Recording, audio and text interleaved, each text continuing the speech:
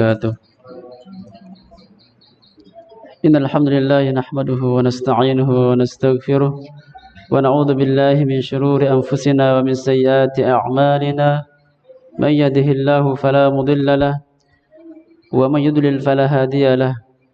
أشهد أن لا إله إلا الله وحده لا شريك له وأشهد أن محمدا عبده ورسوله. يا أيها الذين آمنوا اتقوا الله حق تقاته ولا تموتن إلا وأنتم مسلمون.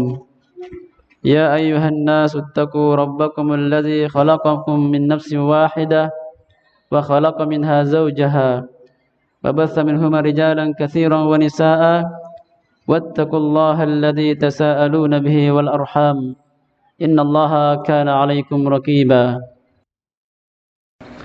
آمنوا اتقوا الله وقولوا قولا سديدا يصلح لكم أعمالكم ويغفر لكم ذنوبكم ومن يطع الله ورسوله فقد فاز فوزا عظيما. أما بعد فإن خير الحديث كتاب الله وخير الهدي هدي محمد صلى الله عليه وسلم وشر الأمور محدثاتها فإن كل محدثة بدعة وكل بدعة ضلالة وكل ضلالة في النار. Alhamdulillah, segala puji bagi Allah yang telah memberikan kepada kita kesehatan dan kesempatan sehingga pada malam yang berbahagia ini Allah Azza wa Jalla memberikan kepada kita kesempatan untuk berjumpa kembali dalam talabul ilmi, belajar, menghadiri majlis al-ilm, bertemu dengan orang-orang saleh, saling mengingatkan akan kebaikan, dan di dalamnya kita bacakan Al-Quran dan hadis untuk kita memahami isi kandungan Al-Quran dan hadis dengan pemahaman ashab Rasulullah sallallahu alaihi wasallam, itu pemahaman as-sahabah, pemahaman as-salaf ridwanullahu alaihim ajma'in. Para jamaah kaum muslimin rahimani wa rahimakumullah, kita lanjutkan kajian kita masih membahas masalah kitab Nawaqidul Islam, pembatal-pembatal keislaman. Telah kita membahas tentang pembatal keislaman sebelumnya berkenaan dengan yaitu pembatal kedua, yaitu barang siapa yang menjadikan, sebelumnya adalah barang siapa yang meyakini, barang siapa yang tidak mengkafirkan orang-orang musyrik atau dia ragu dalam kekafirannya atau dia membenarkan mazhab mereka, maka dia kafir. Maka pembatal yang berikutnya adalah nomor 4. Man i'taqada anna ghayra hadiyyin nabi sallallahu alaihi wasallam akmal min dinih, akmal min hadiyih. Man i'taqada, barang siapa yang berkeyakinan anna ghayra hadiyyin nabi sallallahu alaihi wasallam, bahwasanya petunjuk selain petunjuk Nabi sallallahu alaihi wasallam, jadi ada petunjuk selain petunjuk Nabi sallallahu alaihi wasallam, akmal min hadihi, lebih sempurna dari petunjuk Rasulullah. Barang siapa yang berkeyakinan ada petunjuk selain petunjuk Nabi Muhammad sallallahu alaihi wasallam yang lebih sempurna, petunjuk yang lain ini lebih sempurna daripada petunjuk Rasulullah sallallahu alaihi wasallam, atau anna hukma ghairihi ahsan min hukmih, atau dia berkeyakinan bahwasanya hukum selain daripada hukumnya Nabi kita Muhammad sallallahu alaihi wasallam lebih baik daripada hukumnya. Kalladzi yufaddil hukm at-tawagid ala hukmihi, seperti di sini Asy-Syaikh menyebutkan satu contoh. Contohnya adalah orang-orang yang mengatakan atau orang-orang yang berkeyakinan bahwasanya selain petunjuk Rasulullah lebih sempurna atau beranggapan lebih baik daripada hukumnya Rasulullah. Contohnya adalah seperti seorang mengutamakan hukum tagut dalam berhukum. Dia lebih mengutamakan hukum tagut daripada hukumnya Rasulullah SAW. Fahuwa kafir, maka dia kafir. Ini pembatal keislaman yang nomor 4. Barang siapa yang berkeyakinan bahwasanya selain petunjuk Nabi SAW lebih sempurna daripada petunjuk Nabi, atau barang siapa yang berkeyakinan bahwasanya hukum selain petunjuk Rasulullah atau hukum Rasulullah lebih baik, ahsan itu lebih baik, seperti dia mengutamakan berhukum kepada tagut, maka orang tersebut kafir. Ini adalah pendapat pembatal yang ke nomor 4 yang perlu kita sama-sama memahami. Sebelumnya bahwasanya pembahasan ini sangat berat sekiranya dan pembahasannya juga panjang. Namun kami akan berusaha untuk meringkasnya, memberikan pemahaman yang simple insyaallah, semoga dipahami. Mudah-mudahan bisa kita selesaikan malam ini. Pertama yang perlu kita pahami di sini, makna hadan naqid, makna daripada pembatal keislaman yang nomor 4 ini. Orang berkeyakinan bahwasanya selain petunjuk Nabi lebih baik, lebih sempurna dari petunjuk Rasulullah, dari hukum Rasulullah SAW. Maknanya bahwasanya seorang berkeyakinan dalam agama Islam dan dia seorang Muslim, namun dia berkeyakinan bahwasanya ada aturan-aturan atau hukum-hukum selain hukum Allah Azza wa Jalla dan petunjuk selain petunjuk Nabi SAW lebih baik dan lebih sempurna, atau musawin lihadyi, atau sama, jadi baik berhukum dengan hukum Allah atau selain hukum Allah itu sama, maka ini adalah hukumnya kafir. Dan petunjuk Rasulullah maksudnya adalah dinuh, sebagaimana yang dikatakan oleh Syekh Shalih Fauzan dalam syarahnya. Beliau mengatakan wa hadiyur rasul dinuhu wa tariqatuh, petunjuk Rasulullah itu adalah agamanya dan jalannya, allati yasiru alaiha, yang Rasulullah SAW berjalan di atasnya, yaitu agama Islam yang Rasulullah bawa, agama Rasulullah, jalan yang Rasulullah, sebuah metode yang Rasulullah jalankan fi da'watihi, dalam dakwahnya kepada Allah Azza wa Jalla, wa fi ta'limih, dan juga dalam menyampaikan, mengajarkan, wa fi akhlaqih, dan juga akhlaknya Rasulullah SAW. Fa innar rasul huwa akmalun nasi hadiyan. Kenapa dikatakan kafir seorang yang berkeyakinan bahwasanya selain petunjuk Nabi lebih sempurna kafir? Karena Rasulullah SAW adalah utusan Allah yang membawa hidayah yang paling sempurna kepada manusia. Dalilnya adalah masyhur sekali dalilnya secara teks hadisnya yang telah kita bacakan pada khutbatul hajah. Biasanya para asatizah atau masyayikh ketika memulai kajiannya mungkin selalu mengatakan sebagaimana yang kami sebutkan dalam khutbatul hajah tadi, muqaddimah, amma ba'du fa inna asdaqal hadits kitabullah, atau lafadznya dalam hadis riwayat Muslim, fa inna khairul hadi hadiyu Rasulullah SAW. Fa inna khairul hadis kitabullah, sebaik-baik perkataan adalah kitabullah, wa khairul hadi hadiyu Muhammad sallallahu alaihi wasallam, dan sebaik-baik petunjuk adalah petunjuk Rasulullah SAW.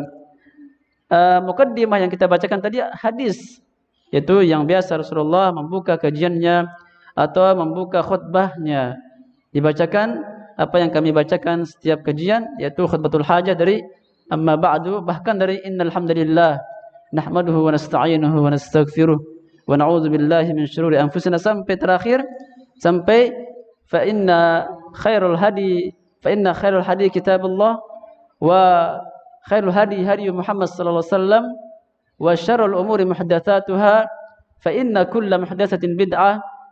Dalam riwayat lain wa kulla bid'atin dhalalah wa kulla dhalalatin finnar. Ini adalah hadis yang biasa Rasulullah ucapkan, menjelaskan hadis ini tentang bahwasanya sebaik perkataan adalah perkataan Allah Azza wa Jalla, yaitu Al-Quran, dan sebaik-baik petunjuk adalah petunjuknya Rasulullah SAW. Secara jelas Rasulullah mengatakan sebaik-baik petunjuk adalah petunjuk Rasulullah SAW. Makanya orang-orang yang meyakini bahwasanya selain petunjuk Nabi lebih sempurna, maka dia tidak beriman dengan banyak dalil, di antaranya dengan hadis yang kita bacakan tadi, dan juga dengan firman Allah Azza wa Jalla. Maka dia itu mengingkari Al-Quran yang tegas menjelaskan bahwasanya tidak ada hukum yang paling baik selain hukum Allah Azza wa Jalla. Allah mengatakan dalam surat Al-Maidah ayat 50, "Wa man ahsanu minallahi liqaumin wa man ahsanu minallahi hukman liqaumin yuqinun." Siapakah yang lebih baik hukumnya daripada hukum Allah Azza wa Jalla? Maka hendaknya dipikirkan bagi orang-orang yang berfikir. Hendaknya dia mengetahui bahwasanya sebaik-baik hukum adalah hukum Allah Azza wa Jalla. Dan juga Allah Azza wa Jalla menyebutkan dalam surat Al-Ahzab, Allah mengatakan, "Wa ma kana lil mu'minin wa la mu'minatin idza qadallahu amran ay yakuna lahumul khiyarah." Maka jikalau seorang muslim dan muslimah, seorang mukmin yang beriman dan mukminah, jikalau Allah dan Rasulnya telah memutuskan sebuah perkara, maka tidak ada bagi mereka pilihan selain apa yang Allah telah putuskan dan Rasulnya. Tidak ada bagi mereka kebaikan dari pendapat-pendapat atau hukum-hukum manusia, melainkan hendaknya dia tunduk kepada hukum Allah Azza wa Jalla. Wa may ya'sillaha wa rasulahu faqad dhalla dhalalan mubina. Barang siapa yang memaksiati Allah dan Rasulnya, maka dia telah tersesat dengan kesesatan yang nyata. Maka makna secara umum pembatal keislaman ini adalah seorang meyakini di dalam agama Islam ada petunjuk yang lebih baik daripada petunjuk Nabi Muhammad, atau ada yang lebih baik daripada agama Islam, maka kafir. Karena Islam telah sempurna, telah Allah sempurnakan agama Islam ini, merupakan agama Islam yang paling benar, dan Rasulullah SAW yang diutus merupakan pilihan Allah Azza wa Jalla yang paling baik akhlaknya dan sikapnya, dan ketika berhukum dengan manusia dikala Rasulullah SAW hidup. Lihat ketika orang Arab Badui datang ke masjid, orang pegunungan datang ke masjid lalu kencing. Lihat bagaimana Rasulullah bersikap, bagaimana Rasulullah beradab, berlemah lembut kepada orang tersebut, karena tidak tahu bahwasanya masjid itu hendaknya digunakan untuk beribadah. Namun orang Arab Badui jauh dari ilmu, dia datang kencing, akan tapi Rasulullah dan akhlak yang mulia, sempurnanya akhlak dan hatinya yang besar, maka Rasulullah mengatakan, da'uh wa la tuzrimuh, biarkan dia kencing dan engkau memutuskan kencingnya. Lalu setelah itu Rasulullah mengajarinya bahwasanya masjid untuk ibadah, bukan untuk hal yang kotor seperti kencing atau melakukan sesuatu yang membuat masjid tersebut kotor. Maka itu adalah menggambarkan betapa kehidupan Rasulullah dan juga sikapnya, adabnya, dan hukum-hukum yang Allah Azza wa Jalla berikan dan disampaikan Rasulullah merupakan hukum yang paling benar, hukum yang paling baik bagi kaum muslimin dan muslimat.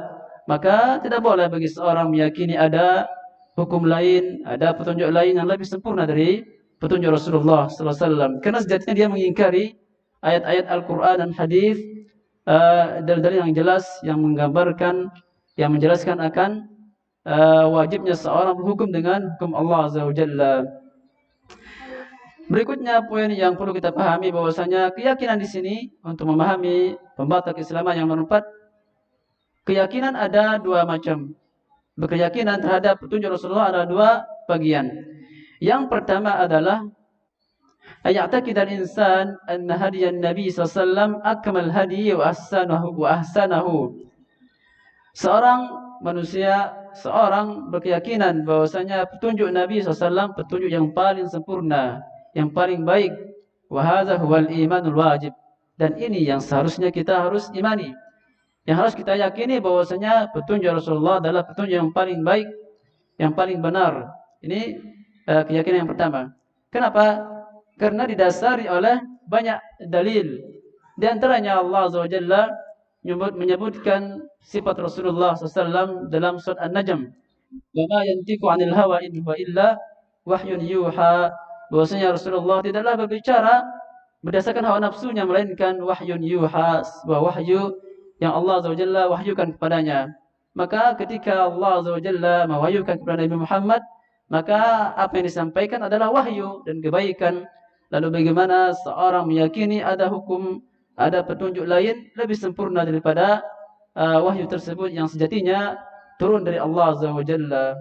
Dan juga dalil lain yang menunjukkan akan wajibnya seorang meyakini bahwasanya petunjuk Rasulullah paling sempurna, paling baik, paling benar, di mana Allah Azza wa Jalla mengkaitkan iman seseorang terhadap hukumnya Rasulullah SAW. Lihat pada surat An-Nisa dalam ayat yang ke-65, Allah Azza wa Jalla berfirman, "Fala wa rabbuka la yu'minuna hatta yuhakkimuka fima shajara bainahum, thumma la yajiduna fi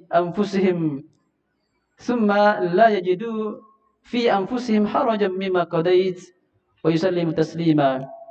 Fala wa rabbika, demi Allah, la yu'minuna hatta yuhakkimuka fima shajara bainahum. Tidak dikatakan beriman atau belum beriman kalian sampai kalian menjadikan Rasulullah penengah, sebagai hakim, sebagai pemberi hukum terhadap apa yang kalian berselisih dalamnya. Antara seseorang dengan saudaranya berselisih, jadikan Rasulullah sebagai penengahnya, Rasulullah sebagai hakim, pemberi hukum, pemangkas hukum, sehingga perselisihan yang ada akan hilang. Maka tidak dikatakan beriman seseorang kalau dia belum menjadikan Rasulullah sebagai hakimnya, sebagai pemberi hukum. Al-Imam Ibnu Katsir rahimahullah dalam tafsirnya menjelaskan, la yu'minu ahadun hatta yuhakkim ar-rasula fi jami'il umur. Seorang tidak beriman sampai ia menjadikan Rasulullah sallallahu alaihi wasallam sebagai hakim, qadi, pemutus hukum kepada semua perkaranya, baik masalah agama maupun masalah dunianya. Maka hendaknya seorang kembali kepada Al-Quran dan hadis, kembali kepada ittiba kepada Rasulullah, menjadikan panutan hanya Rasulullah, menjadikan panutan Rasulullah, bukan orang lain, bukan kiai, bukan ustaz, akan tapi panutan ia adalah Rasulullah sallallahu alaihi wasallam. Qul in kuntum tuhibbunallah fattabi'uni, kata Allah Azza wa Jalla, katakanlah wahai Muhammad, jikalau kalian benar-benar beriman kepada Allah dan Rasulnya, maka ikutilah, yaitu Nabi Muhammad SAW. Niscaya Allah Azza wa Jalla akan mencintai kita, yaitu orang-orang yang taat, tunduk dan ittiba kepada Rasulullah, tunduk mendengar dan menerima hukum yang Allah berikan lewat nabinya sallallahu alaihi wasallam. Yang kedua, keyakinan lawan daripada yang nomor satu. Nomor satu adalah seorang mukmin wajib berkeyakinan bahwasanya hukum Allah lebih sempurna, lebih baik. Yang kedua, ayataqida anna ghairu hadiyin nabi sallallahu alaihi wasallam ahsan atau musawin lahu. Orang berkeyakinan bahwasanya petunjuk selain petunjuk Nabi sallallahu alaihi wasallam lebih baik atau lebih sempurna. Atau musawin lahu, atau dia mengatakan sama. Seseorang baik berhukum dengan hukum Allah atau hukum fulan, hukum manusia, itu sama saja, tidak ada bedanya, maka dia kafir. Kafir. Kenapa? Karena telah jelas kita jelaskan di atas, dia mengingkari banyak nas Al-Quran dan hadis yang mewajibkan kita untuk berhukum kepada hukum Allah Azza wa Jalla. Syekh Shalih Fauzan juga menyebutkan dalam syarahnya, yaitu Syarah Nawaqidul Islam, beliau menjelaskan kenapa kafir orang-orang yang berkeyakinan selain petunjuk Nabi Muhammad lebih sempurna. Kenapa? Karena beliau mengatakan li'anna an-nabi muballigh 'anillah. Karena Nabi SAW adalah penyampai hukum, penyampai agama. Beliau adalah utusan Allah Azza wa Jalla. Maka seorang yang diutus tentu akan menyampaikan apa yang disuruh oleh Allah Azza wa Jalla. Nabi Muhammad hanya menyampaikan risalah Allah Azza wa Jalla. Fa hukmu sallallahu alaihi wasallam hukmun sadirun 'anillah. Maka ketika Rasulullah menghukumi sebuah perkara, maka sejatinya itu hukum yang muncul, yang lahir, yang datang dari Allah Azza wa Jalla. Allah berfirman, "Inna anzalna ilaikal kitab bil haqq." Inna anzalna ilaikal kitab bil haqq. Kami telah turunkan kepada kalian atau kepada engkau ya Nabi Muhammad Al-Kitab, yaitu Al-Quran, dengan benar. Litahkuma bainan nas, supaya engkau berhukum di antara manusia dengan benar. Bima arakallah. An-Nisa ayat 105. Dan juga Allah berfirman, wa anihkum bainahum bima anzalallah. hendaknya engkau wahai Nabi Muhammad berhukum dengan hukum Allah Azza wa Jalla ketika memutuskan sebuah perkara manusia. Lihat, Allah Azza wa Jalla memerintahkan Nabi Muhammad untuk berhukum dengan hukum Allah karena wajib hukumnya. Berhukum dengan hukum Allah adalah wajib. Maka jikalau ditinggalkan kewajiban ini, maka inilah yang akan menjadi pembahasan yang berat yang akan masuk perinciannya insyaallah pada pembahasan kali ini. Yang pertama adalah orang-orang yang meyakini selain petunjuk Nabi lebih baik daripada petunjuk Rasulullah, maka dia kafir.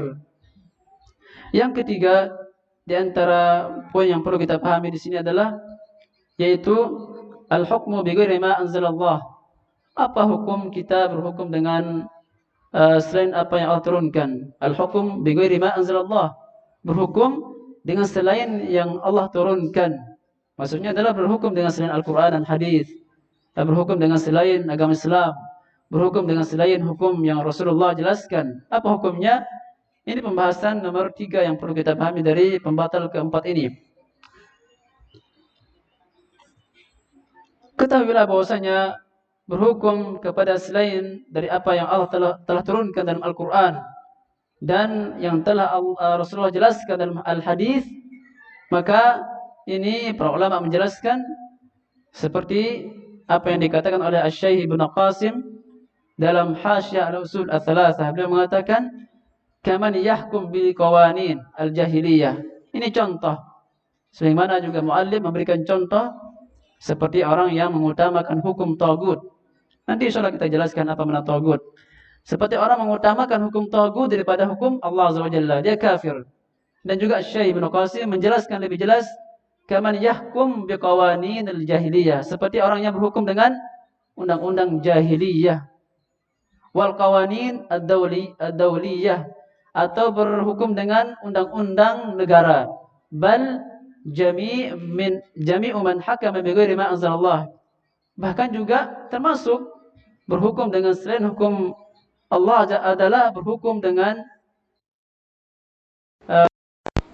setiap seorang yang berhukum dengan selain hukum Allah Azza wa Jalla. Terkadang seorang datang kepadanya dua orang yang berselisih pada suatu perkara, lalu orang yang dianggap alim atau qadi, dengan apa dia berhukum? Ketika dia berhukum dengan hukum Allah, maka ini yang wajib. Ketika tidak, maka inilah juga termasuk dalam tagut. Karena sekarang seorang berhukum dengan perasaannya, karena melihat dua orang ini adalah terjadi sesuatu ini dan itu, dia menghukum dengan hawa nafsunya, tidak memakai hukum Allah Azza wa Jalla. Termasuk juga berhukum dengan selain hukum Allah Azza wa Jalla. Sawa'un kana bil qawanin aw bi syai'in mukhtara' wa huwa laysa min asy-syara', yang kami jelaskan tadi, bahwasanya berhukum dengan selain hukum Allah itu juga bisa dikatakan seorang berhukum dengan apa yang memang lahir dari dirinya, yang kadang orang lain tidak memakainya. Berhukum dengan perasaannya. Au bil jawr, atau dia berhukum dengan curang. Maka fahuwa tagut, kata Syekh Ibnu Qasim, min akbar tawagid. Maka dia termasuk tagut. Kenapa dilarang kita berhukum? Karena memang ayatnya jelas. Yaitu Allah Azza wa Jalla menyebutkan dalam surat Al-Maidah, yaitu kumpul dalam surat Al-Maidah ayat ke-44 dan juga ayat ke-45 dan juga ayat 47, di mana pembahasan ini sangat luar biasa mendalam sekiranya dan juga berat. Makanya kita akan ringkas pembahasannya karena ayatnya jelas. Allah Azza wa Jalla berfirman, "Wa man lam yahkum bima anzalallah fa ulaika humul kafirun." Barang siapa yang tidak berhukum dengan apa yang Allah turunkan, fa ulaika humul kafirun, maka mereka orang kafir. Ayatnya jelas bahwasanya siapa saja yang tidak berhukum dengan hukum Allah, dia kafir. Contoh tadi yang saya gambarkan, dua orang berselisih kepada orang yang mungkin dianggap bisa menyelesaikan masalah. Dengan apa dia berhukum? Ketika dia memakai perasaannya atau dengan hawa nafsunya atau dia dengan curang, masuk dalam ayat ini. Barang siapa yang berhukum dengan selain yang Allah turunkan, dia kafir.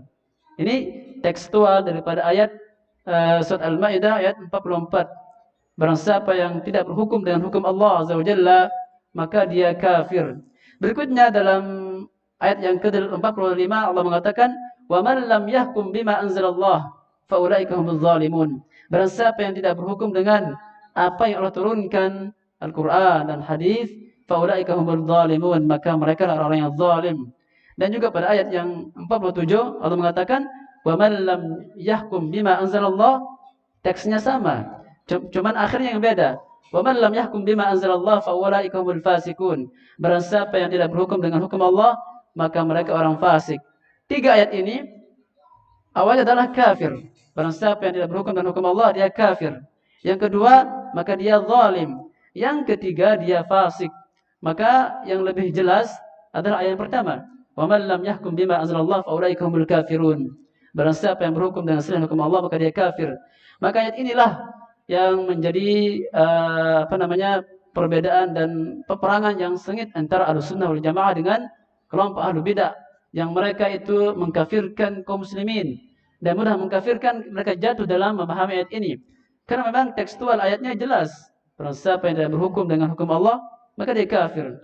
Maka dapat kita pahami hukum-hukum yang digunakan di negara dan semua yang ada, maka tekstual ayat ini adalah kafir demikian. Mereka mengambil tekstual daripada ayat yang ada yang kita bacakan tadi. Maka perlu kita pahami pertama kali adalah makna tagut. Ya, karena tagut tadi dijelaskan bahwasanya setiap orang yang berhukum dengan hukum selain Allah Azza wa Jalla tagut. At-tagut lahu ma'nayan. Tagut ini adalah kata yang sifatnya mungkin ekstrim ya, keras sekali kalau didengar orang. Tagut dibenci. Kalimat kasar sekali, padahal dia bahasa Arab. Ada 2 makna. Khasun wa 'am. Tagut ini ada 2 makna, secara khusus dan juga umum. Al-khas huwa syaitan.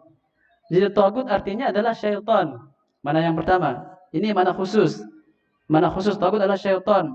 Dan ini makna yang yang tertera dalam Al-Quran.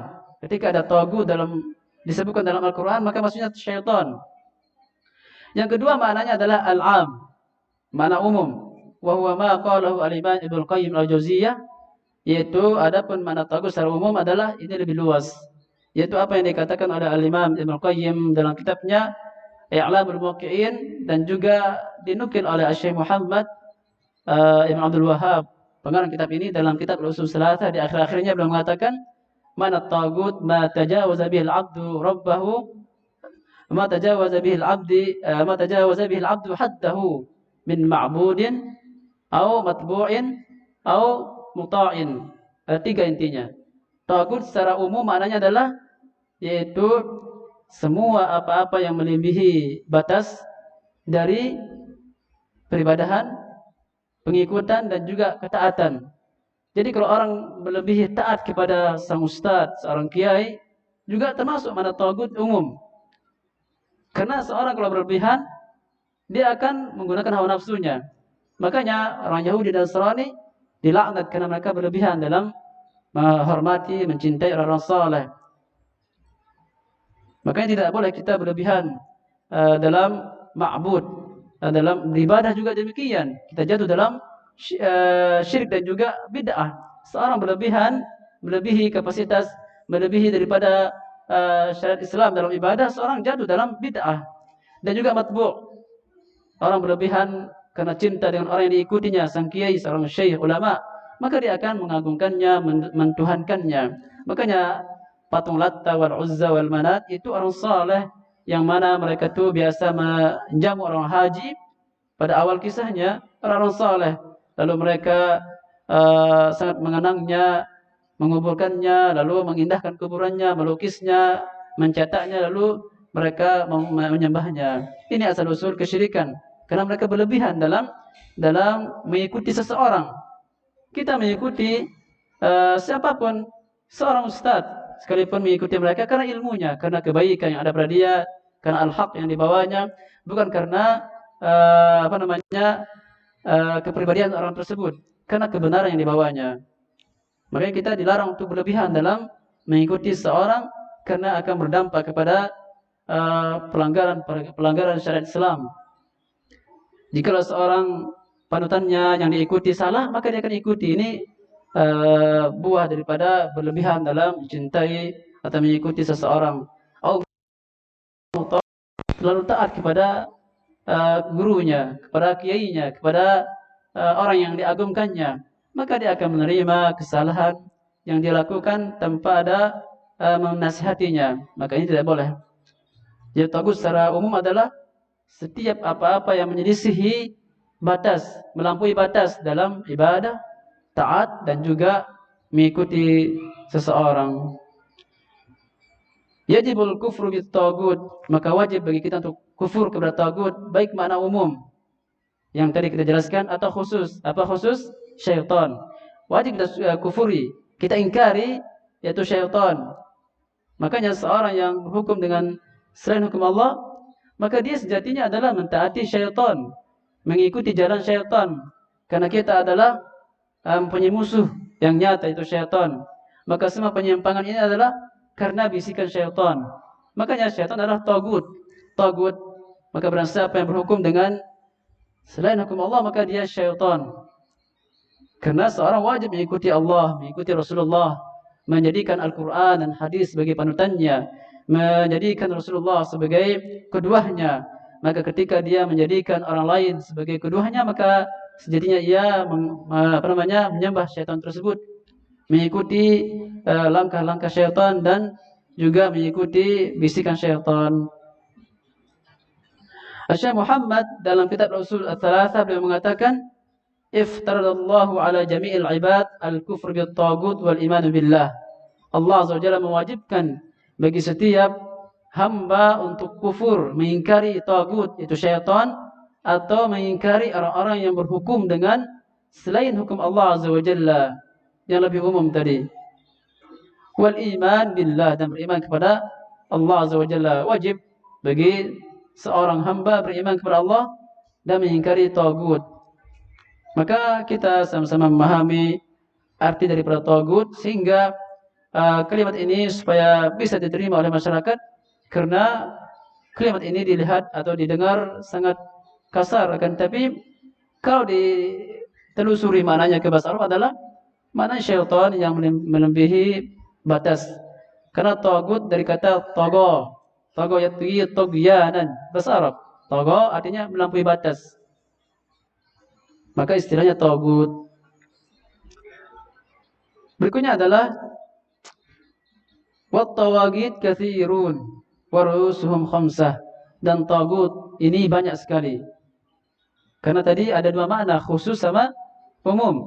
Khusus adalah syaitan, ini induknya, ini ketuanya syaitan. Yang lebih umum tadi adalah orang-orang yang melebihi mengikuti seseorang atau melebihi dalam beribadah dan juga taat. Makanya tagut itu banyak, akan tapi ru'usuhum, ketuanya, otaknya ada 5. Minha, yang pertama atau diantaranya adalah man hakama bi ghairi ma anzalallah. Jadi otaknya tagut ini banyak. Di antaranya adalah man hakama bi ghairi ma anzalallah, orang-orang yang berhukum dengan selain apa yang Allah turunkan. Makanya istilah yang sering kita dengar di antara mereka orang-orang yang mengatakan ini hukum tagut, negara ini adalah hukum tagut.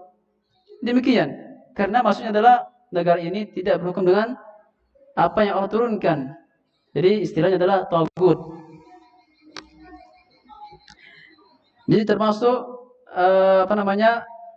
otaknya adalah orang-orang yang berhukum dengan selain hukum Allah Azza wa Jalla. Termasuk juga di antara ketuanya adalah syaitan. Ada 5, di antaranya adalah ini. Masalah, di sini ada pertanyaan. Hal kullu tawagid kafir kufur akbar?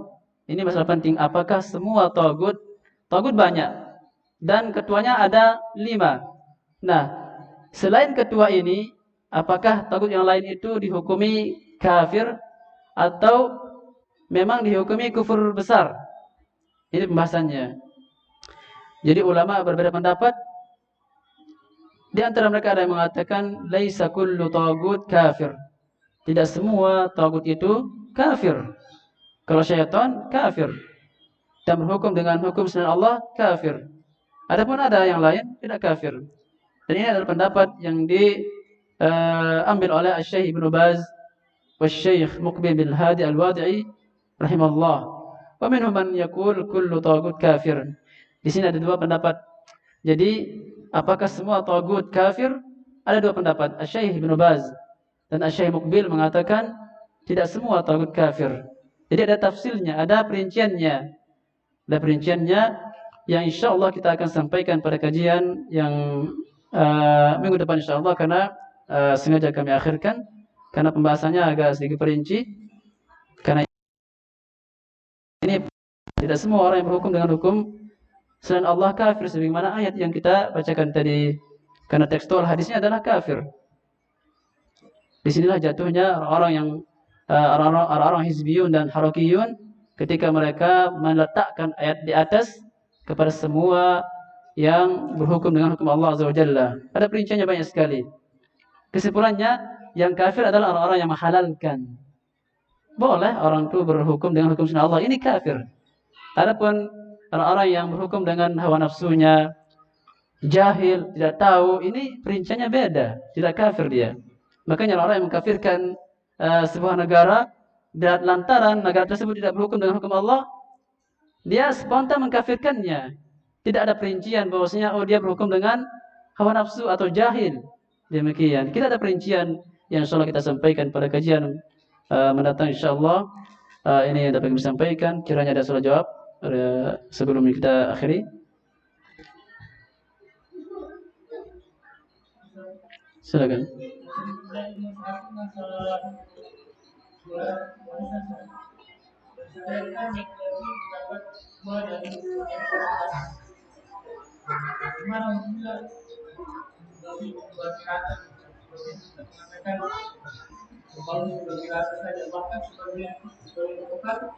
Ada yang memperbanyak bagian perempuan daripada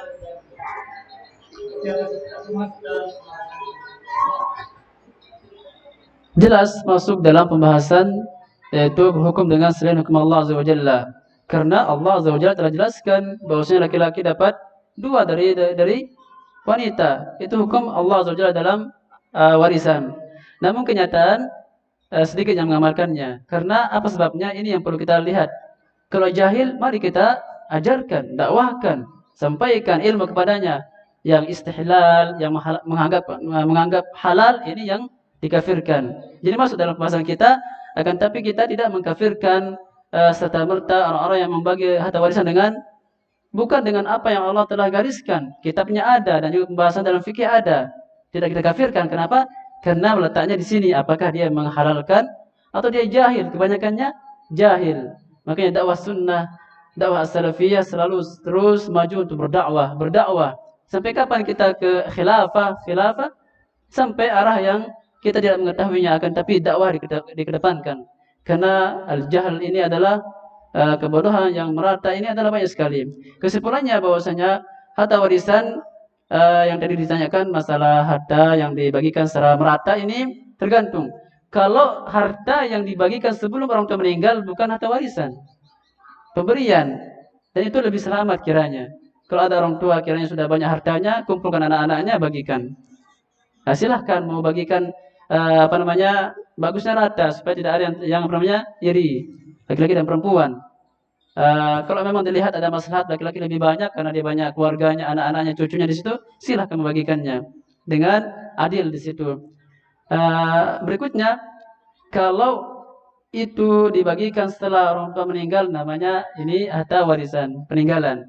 Maka kembali kepada kaidah cara kita membagi dalam fikih. Harta warisan, laki-laki dapat 2, perempuan dapat 1, demikian. Namun praktek yang terjadi juga, yaitu membagikan sama. Ini wallahu alam, ada syubhat sedikit. Wallahu alam, apa yang saya pahami ini butuh semacam saling menghalalkan kiranya. Karena kalau enggak, maka seorang yang membagikan rata, dia telah mengambil haknya laki-laki. Seandainya orang tua begitu cinta dengan anak perempuannya, diberikan banyak, maka orang tua memberikan harta haram kepada anak perempuannya karena sejatinya hak laki-laki. Seorang ibu misalnya ditinggal meninggal oleh suaminya, tinggal anaknya. Orang tua yaitu ibu, karena kejahilan dia bagikan putrinya lebih banyak daripada yang laki-laki. Maka ini adalah tidak boleh. kembalikan dia kepada al-ilmi, orang para ulama, para asatizah yang bisa membagikan harta tersebut, kembalikan, kumpulkan, pahamkan bahwasanya pembagian seperti ini, tidak ada istilah laki-laki lebih banyak atau perempuan lebih banyak. Kembali kepada kaedahnya, perempuan dapat setengah daripada laki-laki. Itu yang dapat kita sampaikan dalam harta warisan ini. Karena biasanya terjadi yaitu pertengkaran. Laki-laki tidak setuju. Tidak setuju. Berarti ketika diberikan lebih kepada perempuan, dia memberikan harta yang haram kepada perempuan tersebut. Karena dia bukan haknya. Laki-laki menuntut. Kalau seandainya laki-laki punya hati besar, tidak apa-apa lah, saya ikhlaskan. Jatah saya ikhlaskan. Iya, kalau yang punya anak 5 laki-laki, satunya mengikhlaskan, yang lainnya enggak. Demikian. Kembalikan kepada para asatizah yang bisa menghitungnya, itu lebih hasan. Kalau tidak ada, biasanya kembali ke hakim, ke qadi. Maka masing-masing mendengarkan apa yang disampaikan oleh hakim. Makanya hakim itu orang berilmu. Orang berilmu hakim ini. Orang hakim yang memutuskan perkara yang berilmu, dia akan bagikan harta ini dengan yang benar. Kalau enggak, maka dia berhukum dengan selain hukum Allah Azza wa Jalla. Nah, apakah ada yang mengetahui hukum yang ada di hakim kita ketika ada orang meninggal, disodorkan masalah ini, bagikan dengan ada cara khususkah? Bagaimana? Ada yang tahu? Hakim kita di Indonesia, apakah jika ada orang meninggal datang kepada mereka, bagaimana pembagiannya? Sepertinya ada undang-undangnya kalau tidak salah. Lihat undang-undangnya apakah sesuai dengan harta warisan? Kalau sesuai, masya Allah, alhamdulillah. Kalau enggak, termasuk dalam hukum ini. Dan yang lain? Insyaallah cukup. Insyaallah subhanakallah wa bihamdika asyhadu an la ilaha illa anta warahmatullahi wabarakatuh.